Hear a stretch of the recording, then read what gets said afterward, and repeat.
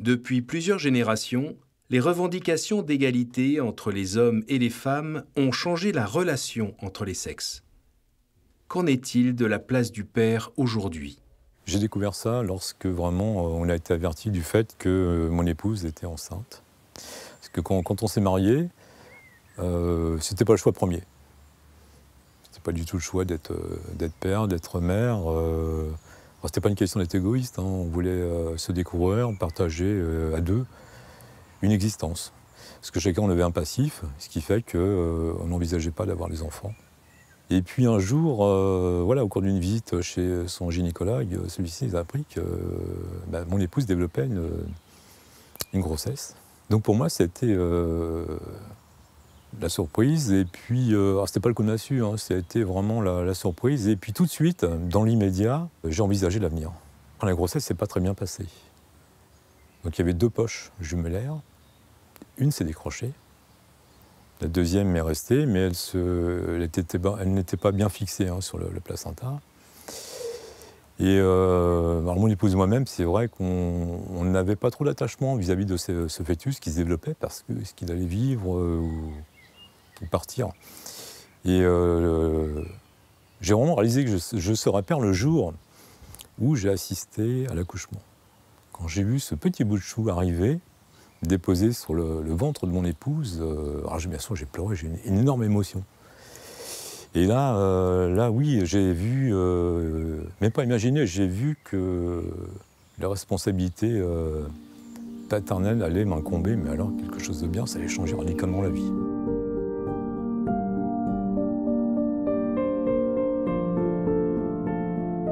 C'est la chair de votre chair, lorsque vous voyez cet être apparaître, sortir de la matrice de la femme, et vous dites, oui, ça y est, c'est ma fille, c'est mon enfant. C'est l'amour qui se réveille, et c'est un attachement particulier qui découle de cet amour, vous voyez. La femme sait qu'elle va être mère, elle le sait dans son corps, mais le père, il le sait dans la parole de sa femme, qui lui annonce, c'est toi qui vas être père. Le père de l'enfant n'est pas immédiatement sensible, parce que tout simplement, c'est pas possible, à la dimension qui est la sienne, à sa fonction, qui est de transmettre. Alors, la première chose qu'il transmet, néanmoins, encore que selon les sociétés, selon les époques et tout, ça peut être très, très mouvant, la première chose qu'il transmet, c'est son nom. Hein, et en transmettant son nom, même accolé à celui de la mère, il transmet une histoire. Moi, comme mon épouse, on est férus d'histoire, de littérature. Et petite, on lui a montré, on lui a appris, on lui a montré les valeurs de notre pays. C'est la valeur de la France, notamment de par cette histoire, cet héritage que l'on a, cet héritage culturel. Et donc toute petite, avec la gosse, on a commencé à partager cet héritage. Donc elle vivait dans une pièce qui était et bibliothèque et sa chambre. Donc elle a commencé à toucher à des livres, donc on lui a expliqué avec force persuasion de ne pas détériorer les livres, mais que ces livres contenaient des images. Un an et demi, on est absorbé par les images. Et puis au fur et à mesure de sa croissance, on lui a fait découvrir qu'avec ces images, il y a des mots qui accompagnaient ces images. Et les mots traduisaient bien sûr souvent un sentiment, une musique, un texte, un homme, une femme. C'est tout doucement, ça s'est enchaîné. Ma fonction de père s'est adaptée en fonction de son âge, du mien aussi, et en fonction de ses besoins, de ses doutes, de ses certitudes, de son quotidien de fille, de jeune fille, de femme, là aussi, et puis par rapport même à sa profession. Vous voyez, ce matin, je vous disais, elle a eu un nouvel appartement hier, donc ça a été de la rassurer dans le choix de son appartement, et puis de l'assister administrativement parlant sur comment choisir un appartement, et puis tout ce qui en découle après. J'ai fait un petit thé parce que j'ai un peu froid avec la fatigue, tout ça. Ouais. Donc voilà. Bon, ça, c'est sur mon lit. Voilà, il n'y a plus rien. Ah, t'as pas fait ton lit? Ouais, et on va découvrir ça la semaine prochaine. Oui. Franchement, ouais, c'est... Tu mettras le champagne au frais, j'espère.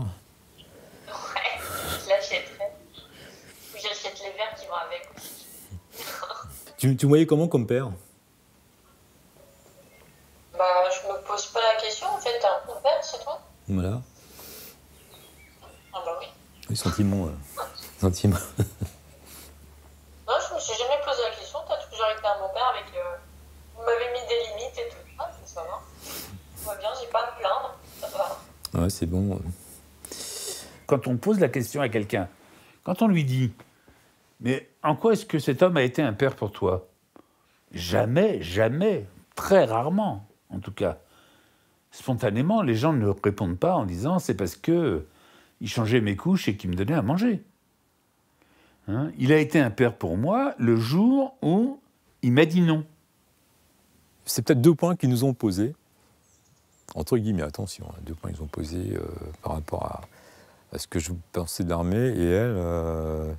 Parce qu'imaginez, lorsqu'on s'est rendu à l'école de gendarmerie de Tulle, le jour de la remise de son diplôme, j'ai vu ma fille donc, marcher, comme disait Einstein, en rang et formation, au son d'une musique, avec une arme à la main, avec ses camarades. Voilà, ça fait bizarre quand même hein, pour un type comme moi qui... Alors je suis pas anti-militariste, mais ouais,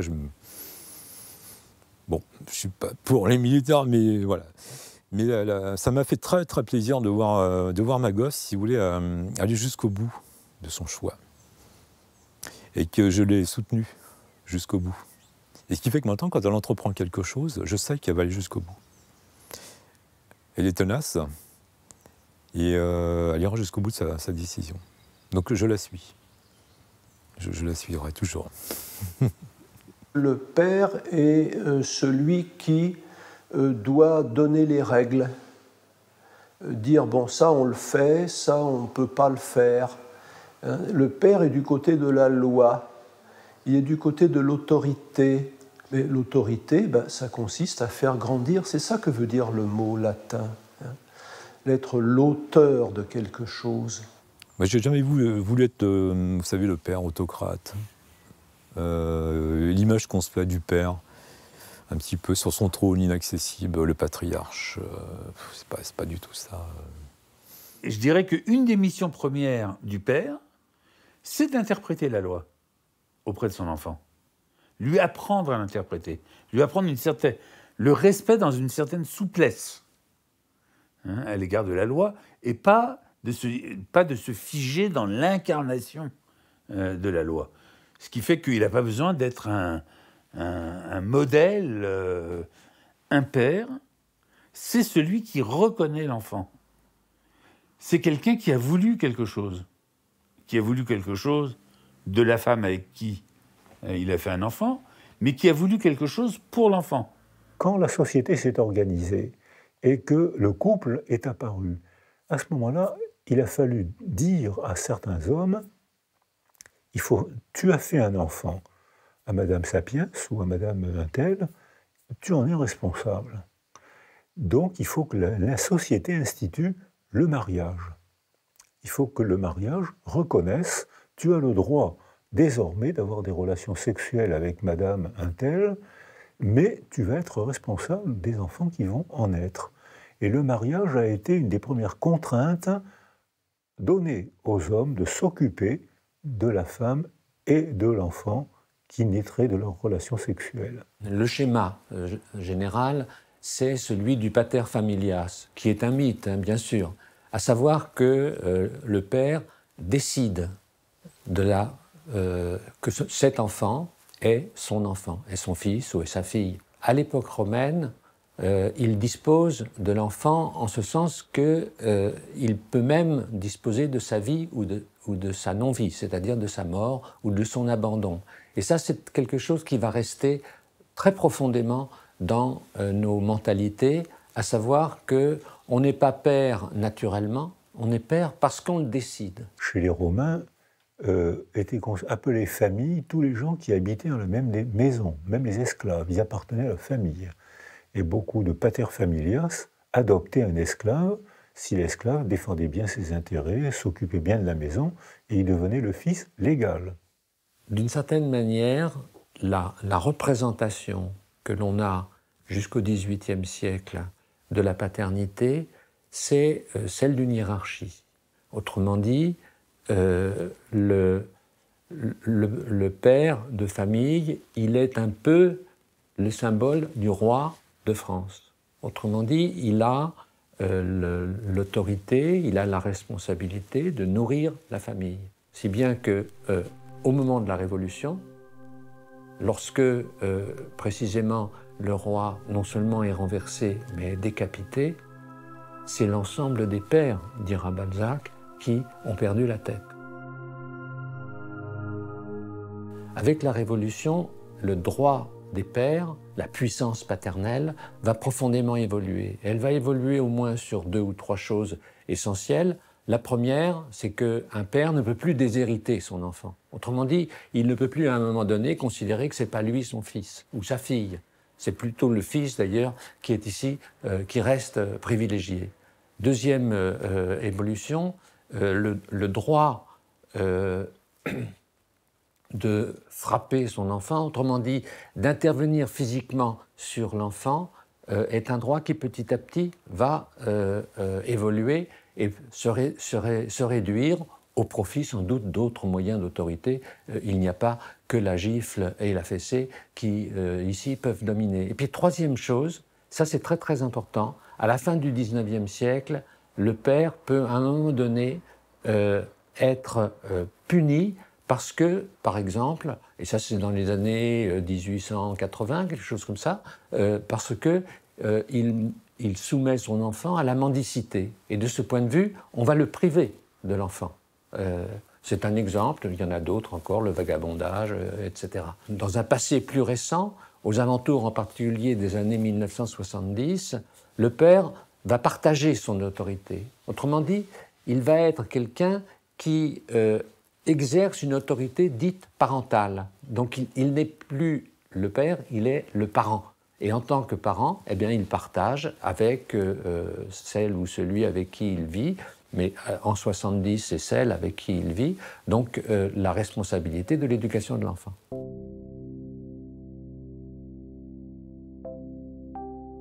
La voix paternelle porte, c'est pour ça qu'effectivement c'est une histoire de parole, hein, la voix paternelle porte en elle un écho, pas seulement de la relation père-fils ou père-fille, mais un écho de la relation de tous les pères depuis la nuit des temps, jusqu'à celui qui va incarner cette fonction pour l'enfant. J'essayais de comprendre aussi, mais comment ça peut passer d'une génération à l'autre, justement. Eh bien, justement, cette mémoire, par exemple, si je prends la petite fille qui est au stade de gestation, hein, donc au stade de la croissance intra-utérine, elle possède déjà, à un certain stade de développement, tous ses ovules futurs. Ah, c'est impressionnant, ça. Ça veut dire qu'elle a déjà en elle, elle porte déjà la moitié des petits êtres auxquels elle va éventuellement donner vie.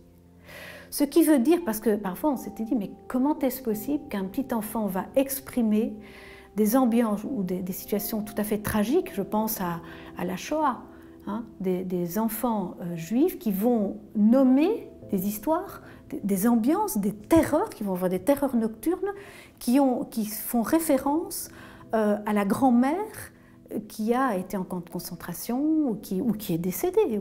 Voilà.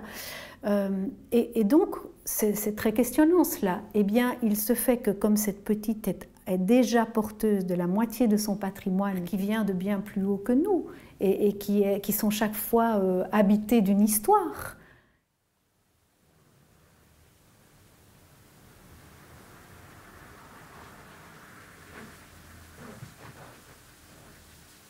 En fait, quand je laisse espace avec une main, je sens tout de suite le bébé qui se rapproche, qui fait des petits mouvements. Ça n'a pas de sens de faire l'aptonomie sans le père ou sans un tiers, si jamais le père n'est pas là, qui représente le monde extérieur, pour que ce ne soit pas la mère, l'enfant la mère, l'enfant la mère, qui serait au total mauvais pour l'enfant. Si tu parles de ton côté, elle va venir de ton côté. Hein? Alors j'essaye. Oui. Coucou, c'est ton papa. Continue. Oui, si tu m'entends. Elle y est déjà. De ce côté-là. Oui. Quelque chose qui a changé là-bas. Oui, tout de suite. Ouais. quand le père s'approche, tu pourras le dire, il y a un changement chez la mère qui se traduit directement chez l'enfant par un changement de son habitacle, ça devient plus souple, plus moelleux, les hormones changent, donc le goût du liquide amniotique change, parce qu'une mère anxieuse et une mère en sécurité, ça n'a pas le même goût dans le liquide amniotique. Hein. Il perçoit aussi les odeurs, le parfum de son père, etc. Et le son, et il perçoit le père. Si tu disais tout à l'heure, Lise, quand Perceval rentre dans la pièce, l'enfant réagit. Hein, donc, à distance, elle sait déjà s'il est là. Ce sont tous des facteurs sensoriels qui parviennent déjà d'une façon tout à fait différenciée, distinguée au fœtus. Tu sais, tu te mets là, hein, voilà. Par exemple, là, va faire le tour. Tout de suite, elle réagit. Hein. C'est-à-dire que le père, même à distance, même à la cheville, peut être présent pour l'enfant et l'enfant réagit. Avec une main sur chaque épaule, il peut faire danser l'enfant. Ce que l'aptonomie m'a vraiment apporté, c'est d'avoir une interaction très tôt pendant la grossesse et de sentir le bébé réagir. Et ça, en tant que père, qui justement n'est pas le bébé dans mon ventre, c'est quelque chose de très précieux et de très émouvant en fait aussi. C'est vraiment à trois. C'est vraiment une dynamique. Chacun confirme l'autre pour le bon qu'il représente pour lui. C'est une confirmation affective dynamique. Et c'est ça qui est tellement intéressant. Et l'enfant s'inscrit dans cette figure triangulaire de 3. Hein, et ça, c'est essentiel pour un être humain. C'est le socle. Enfin, un arbre, on voit son tronc, on voit ses feuilles. On ne voit pas ses racines. Mais sans ses racines, il n'y a pas d'arbre. Donc pour moi, c'est l'enracinement du petit être humain. Elle est dans la période prénatale. L'interaction qu'il a pu avoir en aptonomie, au niveau du toucher, puis de la parole, de la communication, ça a vraiment beaucoup changé. Et je pense que sans ça, ça aurait pu être un peu plus compliqué. Donc c'est aussi de lui donner une vraie place et qu'on soit déjà à 3 avant même que lui puisse le toucher, enfin toucher le bébé et l'avoir dans les bras. Parce que c'est vrai que d'une certaine manière, j'ai l'impression déjà de l'avoir un peu dans les bras ou de la sentir. Donc c'est vraiment une façon de l'intégrer. Il y a quelque chose d'une relation du corps à corps et très fusionnelle qui est non seulement nécessaire à la mère, mais nécessaire à l'enfant dans les premiers temps.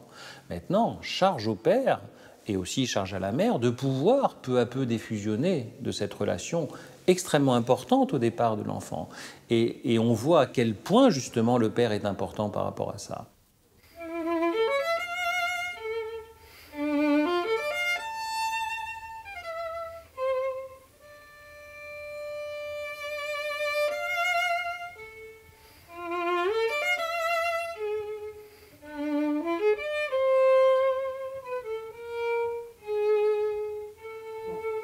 Est-ce que tu peux maintenant jouer de l'autre côté pour voir si elle se déplace vers ton son? Parce que, comme nous savons tous les trois, on voudrait qu'elle se mette de l'autre côté. Okay.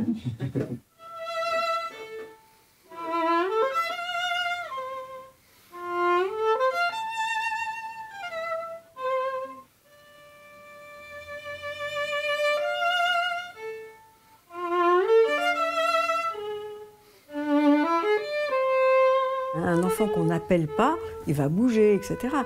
Celui qu'on appelle, il va passer du mouvement au geste. Je parle souvent d'un geste. C'est ça qui me retient, comme la scène derrière nous, par exemple. La place d'un père ou d'une mère dans une famille, ben c'est ça. Comment, géographiquement, ça se situe, comment ça s'articule. C'est en ne faisant pas un portrait, mais en montrant une famille, on voit peut-être, je pensais que je pourrais montrer le fonctionnement. Voilà, quelque chose. Genre, le tableau s'appelle Paysage. C'était une manière de montrer ce que regarde le père et son rôle, quelque part. Ce que m'a appris ma vie, c'est que pour être père, fallait d'abord se reconnaître comme fils.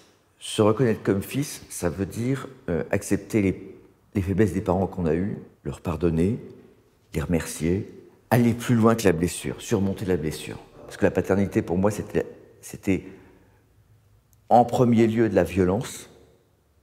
J'ai essayé de comprendre Abraham. J'ai fait quelques tableaux sur Abraham. Et ça m'a permis vraiment d'avancer de Abraham, qu'on croit sacrificiel. Le but du père, en gros, c'est d'amener ses enfants sur le haut de la montagne et les laisser redescendre comme ils veulent. Moi, ce qui m'impressionne dans la vie, c'est les gestes. Et j'essaye de composer autour des gestes, de recréer un environnement qui porte le geste. Par exemple, j'ai fait un tableau d'un geste significatif de la paternité, qui est celui de mettre son enfant sur les épaules et de se promener. Et en fait, le fait de créer un grand paysage derrière, ça dit le père est un piédestal, un escabeau, un marchepied pour permettre à ses enfants de contempler le monde.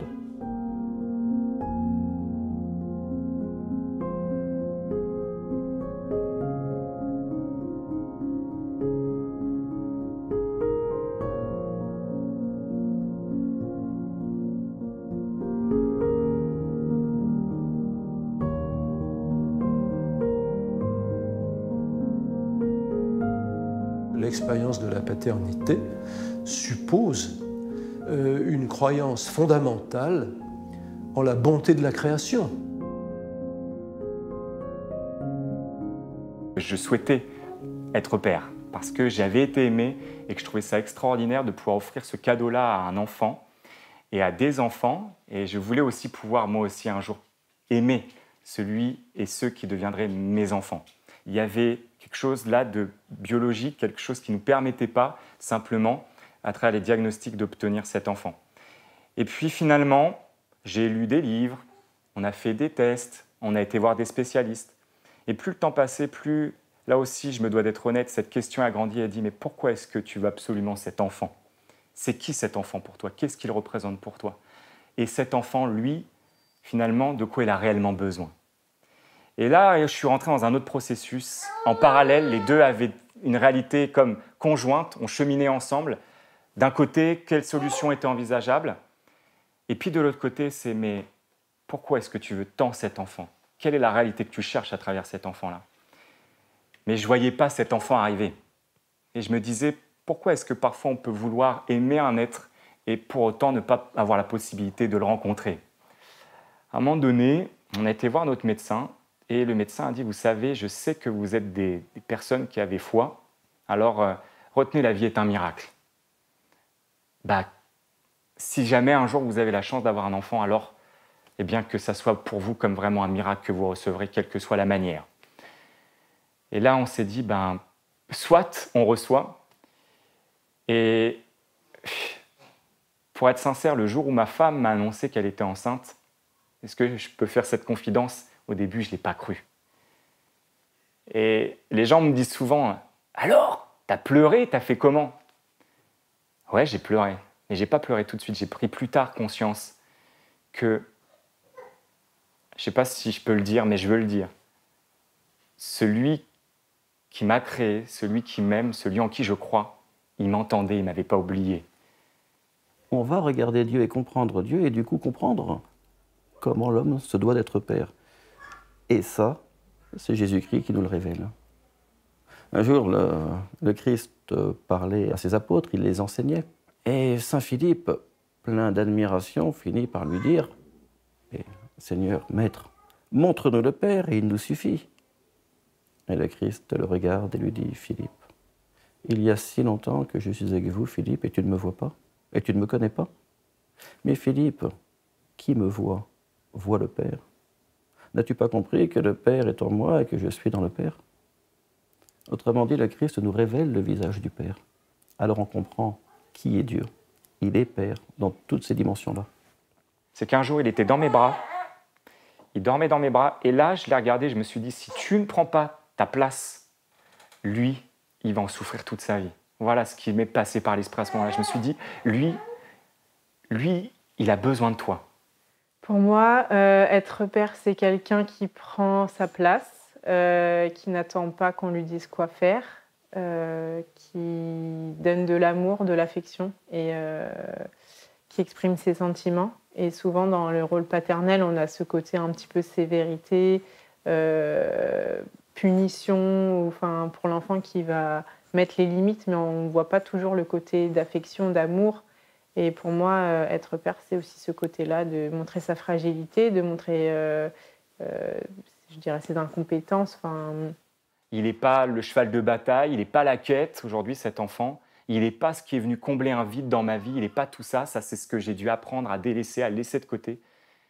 Il est juste un privilège que j'ai reçu d'être père et de pouvoir, à mon tour, lui donner ce que j'ai de meilleur, aussi imparfait soit-il, mais en espérant que lui, un jour, il pourra être aussi père et qu'il comprendra comme moi que la vie est un cadeau, c'est un privilège, c'est pas un dû, et que par conséquent, eh bien, la meilleure chose qu'on puisse faire en tant que papa, je crois, pour un enfant, c'est de l'aimer au point de le laisser libre de pouvoir être à son tour capable d'aimer et un jour aussi peut-être d'être père, quel que soit le chemin ou pas, parce que c'est pas ce qui fera sa valeur, il est d'abord aimé pour ce qu'il est et pas pour ce qu'il deviendra.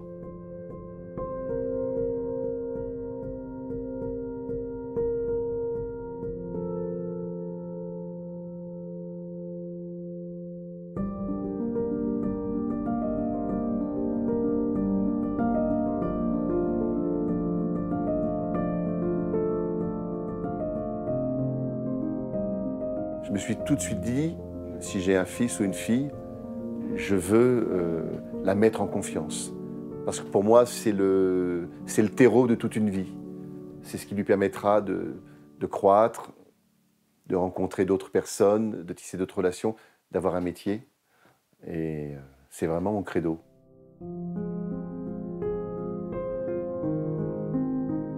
Je me souviens d'un moment très fort, parce qu'Augustin, notre troisième fils Augustin, est admirateur des équipes de foot. C'était pour ses 8 ans.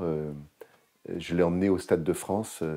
C'était le soir des attentats, le 13 novembre 2015.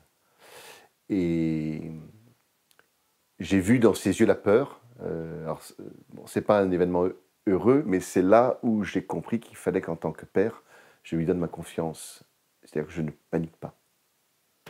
Et il y a eu ce moment absolument incroyable où nous étions dans le RER, il y avait des gens qui avaient peur, qui hurlaient, il s'est mis à pleurer. Et j'ai senti un grand calme en moi, parce que lui s'est mis à pleurer. Mais quelqu'un m'a dit après, il s'est mis à pleurer parce qu'il avait peur pour vous. Et je me souviens d'une grande paix qui m'a habité, parce qu'en fait, quelqu'un a hurlé, mais il y a des attentats sur la rame dans laquelle on se trouve. Enfin, il faut être démonstratif, en tout cas, dans...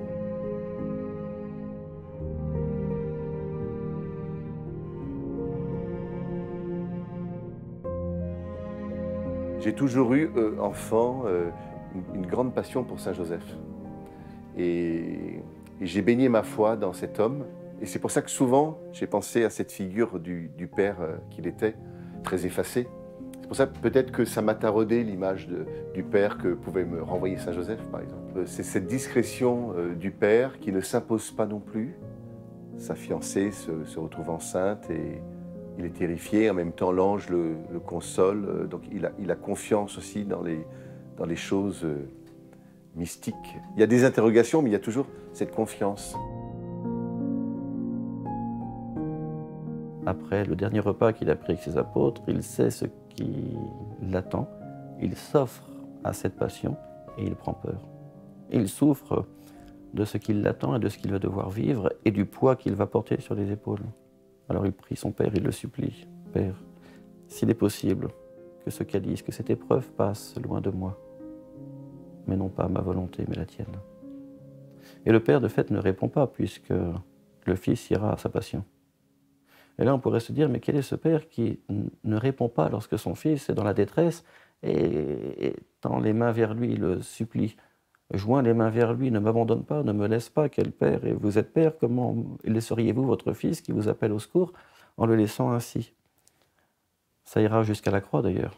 Mon Dieu, pourquoi m'as-tu abandonné? Il ne l'appelle même plus père à ce moment-là. Mon Dieu, pourquoi m'as-tu abandonné? La volonté de mon Père, c'est que je ne perde aucun de ceux qu'il m'a confiés. Autrement dit, que j'œuvre pour le salut des hommes, que je sache accomplir l'amour jusqu'au bout de l'amour, à savoir un don total de moi-même, au sacrifice de ma propre personne. Au début, on a eu du mal à avoir des enfants, et on a accueilli notre premier enfant par adoption. Donc, on a commencé par découvrir que, effectivement, être papa ou être maman, c'est d'abord accueillir un enfant. C'est Anaëlle. Et qu'on a accueilli, elle avait 9 mois. Moi, j'ai appris à être père en désirant de tout mon cœur et avec tout ce que je suis, d'accueillir la vie, d'accueillir un enfant. Il y a un élément qui est assez évident dès le départ, qui est que notre enfant ne nous appartient pas. L'enfant, il a sa propre histoire dans l'adoption. Il a sa propre histoire que je dois à la fois accueillir tout entière, respecter et faire mienne, et en même temps me dire, bah ouais, c'est pas mon histoire, il faut que je l'accueille, et elle sera jamais totalement la mienne, et en même temps, je dois lui transmettre la mienne. Et je dois lui partager mon histoire, et petit à petit, son histoire, c'est l'histoire de notre famille. Depuis 1962, les adoptions sont des adoptions plénières. Autrement dit, une fois que l'adoption est prononcée par un juge, hein, bien sûr, lorsque l'adoption est prononcée, il n'y a pas de retour possible. Autrement dit, les parents biologiques ne peuvent plus revendiquer la paternité de leur enfant. Bon, dans l'adoption, il y a un geste qui, aujourd'hui, est considéré comme le signe le plus parfait de la paternité, à savoir qu'on adopte un enfant parce qu'on l'aime. Je pense qu'une grosse bêtise que font certains parents dans l'adoption, c'est de ne pas assumer cette histoire particulière. Très tôt, on a assumé cette histoire du Guatemala et cette histoire de ses racines à elle. Et puis ensuite, on l'a laissé venir sur ce sujet quand elle voulait. Et aujourd'hui, à 20 ans, je pense qu'elle assume pleinement à la fois ce qu'elle est. Déjà parce qu'elle porte sur elle-même d'être guatémaltèque, et en même temps, elle ne doute pas un instant d'être ma fille, d'être pleinement ma fille et d'être pleinement la fille de ses parents adoptifs. Je pense que dans la paternité telle que je l'ai vécue avec notre seconde fille, donc Faustine, puis après avec Jeanne et Antonin, il y avait comme le terme est un peu fort, mais comme une revanche de la maternité qui s'est exprimée. Une joie extraordinaire de mon épouse de porter la vie. Joie et accomplissement plein et entier de la maternité à ce moment-là. Comme père, j'ai découvert ce qu'était la maternité et du rôle et de la place que je pouvais tenir pendant cette période de l'attente de l'enfant. On s'est porté l'un l'autre, en fait, dans l'adoption. Alors que là, c'est elle qui, petit à petit, m'a aidé à trouver ma juste place. Moi, j'ai eu la chance de vivre ça, d'avoir une épouse qui m'institue comme père avec Faustine, qui m'institue comme père avec Jeanne, pareil avec Antonin.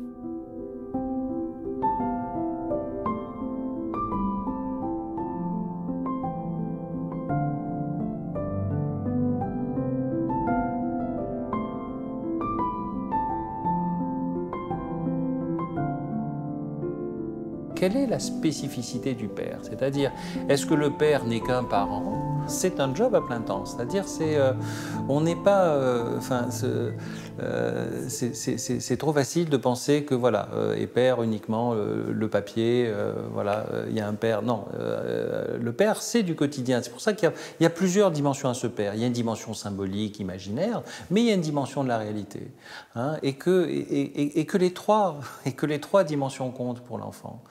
Y compris justement celui qui est là au quotidien, celui qui est là par rapport à la mère, celui qui est là pour aider à défusionner, celui qui est là pour toutes ces expériences qui seront propres à l'enfant et son père et qui ne peut pas être joué par d'autres personnes. Quand j'ai appris la maladie de mon épouse, j'ai réuni les enfants, on était à la campagne, dans un champ autour d'une croix. Et elle avait donc un double cancer, un cancer ovarien et un cancer mammaire. Et on s'est parlé, voilà, avec les 3 filles. Antonin était trop petit, donc c'était un tout petit bébé, il avait 3 mois. Mais avec les 3 filles, on a parlé, puis on s'est dit, voilà, à partir d'aujourd'hui, on va vivre des choses qui sont dures. Je leur ai dit ce qu'il en était. Ils savaient très bien de quoi il s'agissait, parce qu'on avait une amie, une de mes amies qui était décédée 2 ans avant d'un cancer. Et donc immédiatement, ils ont entendu cancer, ils ont entendu départ de leur maman. Heureusement, ça n'a pas été le cas tout de suite. On a pu vivre 5 ans quand même ensemble après ça. Mais on s'est dit à ce moment-là, on a le droit de pleurer. On a le droit de pleurer et c'est possible que vous voyez votre papa pleurer à partir d'aujourd'hui. Et on l'a accepté, on se l'est dit. Il y a eu d'autres moments comme ça. Moi, ça m'est arrivé très souvent de reconnaître que je n'étais pas forcément le père idéal avec mes enfants. Ça m'est même arrivé plusieurs fois de leur demander pardon, de leur dire qu'il y avait un mot qui était pas ajusté, que j'avais employé un mot que je regrettais, que le ton que j'avais employé n'était pas le bon, que j'avais été trop véhément ou trop dur. Et je pense que ça, c'est fondateur aussi. Il y a pour moi un avant et un après la maladie et la disparition de mon épouse. Avec la maladie, il y a des choses qui ont changé. C'est que j'ai appris à vivre une relation avec mes enfants où, parce que leur maman était pas disponible, ou même parfois longtemps absente, évidemment surtout depuis qu'elle est partie, eh bien j'ai appris pendant toute cette période et jusqu'à aujourd'hui à assumer un rôle de père qui allait plus en profondeur dans l'intimité avec eux et dans l'intimité avec des petites jeunes filles, pas toujours simple. Et là, je ne pouvais pas être simplement celui qui sécurise ou qui apporte une cohérence d'autorité dans la maison ou qui apporte un discours, une réponse sur certains sujets. Je devais être celui qui allait patiemment m'asseoir sur un lit et puis discuter, entendre, écouter, parfois ne rien dire, accepter, et puis partager parfois des souffrances, même souvent, des confidences. Vous voyez, un jour, un de mes enfants, c'est Jeanne, elle était à l'école et elle dessine sa maman. Et sa maman était malade à ce moment-là, et elle la dessine en jaune, tout en jaune, tout en jaune, tout en jaune. Et puis la maîtresse lui demande tiens, pourquoi tu as dessiné ta maman en jaune? Elle devait avoir 2 ans à l'époque, ou 3 ans maximum.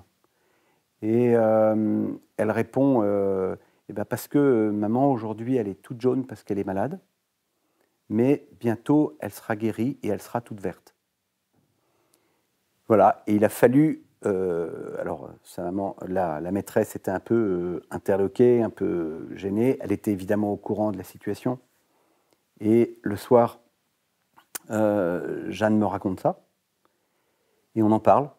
Et il a fallu que je lui explique 2-3 choses. Mais en même temps, je n'avais pas grand-chose à lui expliquer parce que c'était sa manière à elle de vivre bien, la maladie de sa maman. En bon mec, je pense que j'aurais pu, à ce moment-là, chercher à remettre les choses un peu à l'endroit et remettre les choses un peu dans l'ordre, vous voyez, de façon assez rationnelle. Et j'ai rien fait de tout ça. Et c'est resté même dans l'humour familial. Quand est-ce que maman sera verte?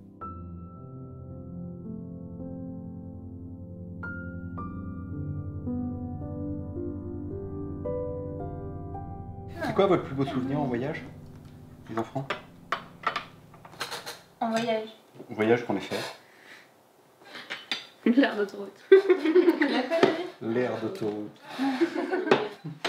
Je pense que j'ai le bateau sur le lac Atitène.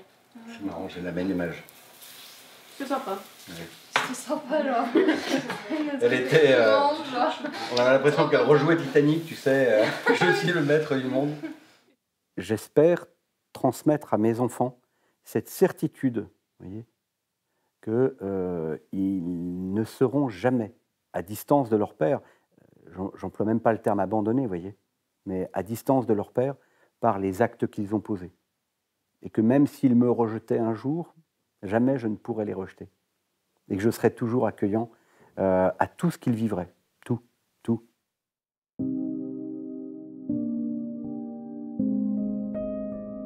Les femmes à l'école réussissent très bien, peut-être probablement même mieux que les garçons, parce qu'elles ont une avance neuropsychologique évaluée à 2 ans, à l'âge de 12 ans, ce qui au point de vue intellectuel est faramineux, une avance de 2 ans.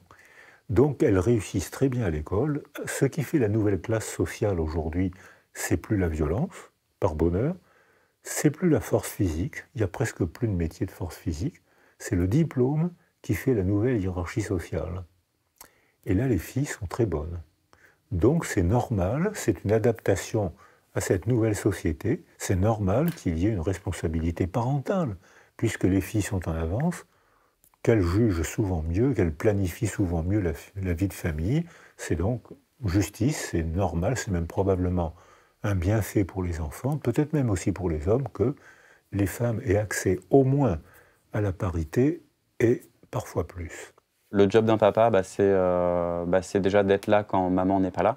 Par exemple, voilà, mon fils il se lève tôt le matin, c'est moi qui m'en occupe, même si après on a choisi un mode familial où ma femme s'en occupe toute la journée. Et donc moi j'arrive juste le soir, hormis bien sûr le week-end.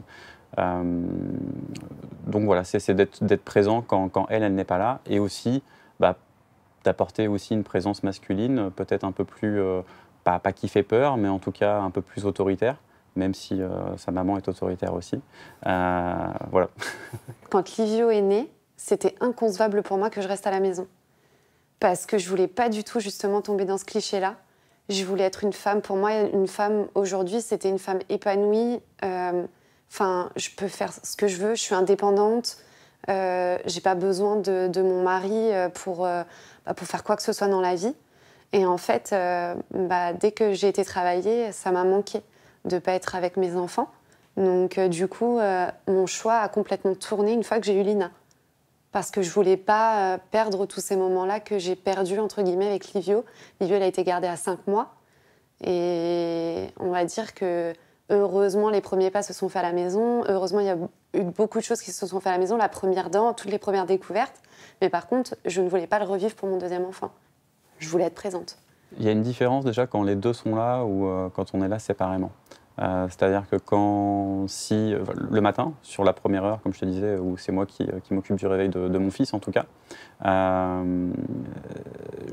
j'ai quasiment le rôle de maman. C'est-à-dire que, il me regarde avec des grands yeux, il veut que je vienne avec lui pour boire le biberon sur le canapé.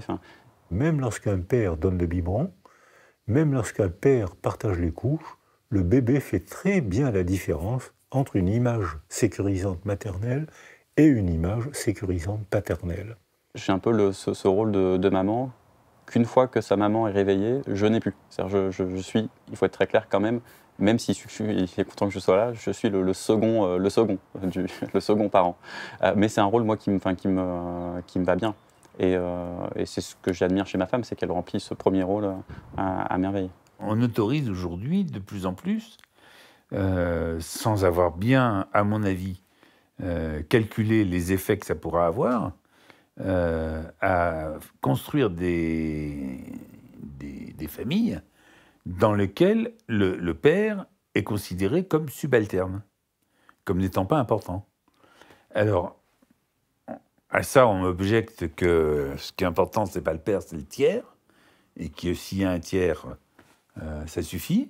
Sauf que même les gens qui disent ça n'y croient pas complètement, puisque, par exemple, dans l'autorisation de faire des familles monoparentales sans père, il n'y a pas de tiers. Il n'y a pas de tiers légal, en tout cas. Donc, je me dis, cette déconsidération par la loi, c'est ça qui est nouveau. C'est que c'est pris en charge collectivement. cette déconsidération par la loi de la fonction paternelle, du rôle attribué aux hommes dans cette relation, fait qu'on ne peut pas faire autrement que de se poser la question de savoir où ça va aller, quelles conséquences ça va avoir. Notamment quand on observe que parmi la grande masse des dérives délinquantes, 90%, voire 95% des caïds, des djihadistes qui partent en Syrie ou ailleurs, sont des enfants sans père, qui se cherchent une autorité de substitution, parce que le père, c'est aussi quelqu'un dont on a besoin pour apprendre à affronter la vie. Et donc, si on ne trouve pas ça à la maison, on va le chercher ailleurs. Vous amusez bien? Vous êtes trop mignons tous les deux. Il est temps que tu rentres, doudou. Les enfants vont m'achever. C'est un papa très impliqué. C'est-à-dire qu'on s'appelle la journée si jamais j'ai envie de lui partager un moment de fou rire ou autre. Je lui envoie des vidéos, des photos. J'ai de la chance qu'il soit quand même assez alerte et présent sur son téléphone comme il le souhaite dans son boulot. Donc du coup, je lui partage quand même aussi ce que font les enfants la journée. C'est important. Papa arrive, si vraiment il y a quelque chose qui a été fait... une bêtise ou quelque chose en tout cas où il ne m'a pas du tout écouté et que ça représentait un danger pour lui, oui, là j'en parle à papa et c'est papa qui intervient. Parce que c'est le cas de figure qui est plus... Je sais pas, peut-être que le fait de le voir moins à la journée, en fait, il est pas craintif, parce que j'aime pas ce mot-là, mais il va se dire, oh là là, ah oui, maman, je l'entends tous les jours dire la même chose, là par contre, si c'est papa qui le dit, faut que je fasse peut-être un peu plus attention. On le voit chez certains même nos amis, hein, même aujourd'hui, pas forcément à une autre époque, où certains papas n'ont pas les mêmes rapports que moi j'ai avec mon fils. Ouais, moi je suis quand même très câlin, très tactile. Lui il est demandeur, moi aussi. Ma fille, pareil, même si voilà, notre fille a 1 an, donc c'est pas forcément les mêmes les mêmes câlins. Mais oui, moi je suis là-dessus très tactile avec eux. Ouais. Le partage des tâches est quelque chose de nouveau pour les femmes, bien sûr, mais surtout pour les hommes, qui, jusqu'ici, ont valorisé, peut-être survalorisé, le succès ou la vie professionnelle au détriment ou en priorité par rapport à la vie familiale.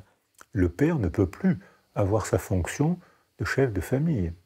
La domination, qui était une valeur de survie, est une valeur d'écrasement, injuste aujourd'hui, alors que c'est une valeur de survie il y a quelques générations.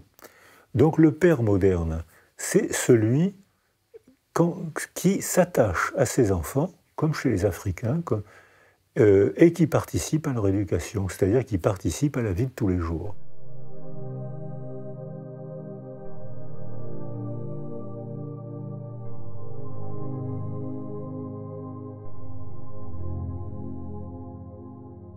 Le devenir du père, bien sûr, c'est de s'effacer. Bien sûr, à un moment donné, cet enfant n'est plus son enfant, c'est un adulte. Mais ce n'est pas ça la grande crise que doit affronter un père. C'est que dans cet effacement, il faut qu'il fasse le deuil de son amour. Et ce deuil, il ne peut pas le faire en un instant. Il ne peut pas effacer tout le passé qu'il a avec lui, tout ce qui les lie, toutes les photos, tous les films qui ont été tournés, tous les lieux où ils sont allés ensemble. Parce que c'est sa propre vie à l'égard de laquelle il faut faire un deuil. Certes, cet enfant, je continue de l'aimer, je continue de l'aimer bien qu'il ne soit plus le même, je continue de l'aimer bien qu'il ne soit plus proche de moi, mais à tout moment, je sais que même si je dispose de WhatsApp, du téléphone, etc., ou de FaceTime, je sais que cette distance, elle est en quelque sorte irréductible. De ce point de vue, la mort est peut-être plus simple, car il n'y a pas de retour possible. Tandis que dans ce deuil de l'enfant, il y a constamment la tentation, la tendance à répéter le passé. Et en ce sens, il n'est pas simple d'aimer son enfant en sachant qu'à un moment donné, cet amour, il fera l'objet d'un deuil, pas total, mais d'un deuil quand même.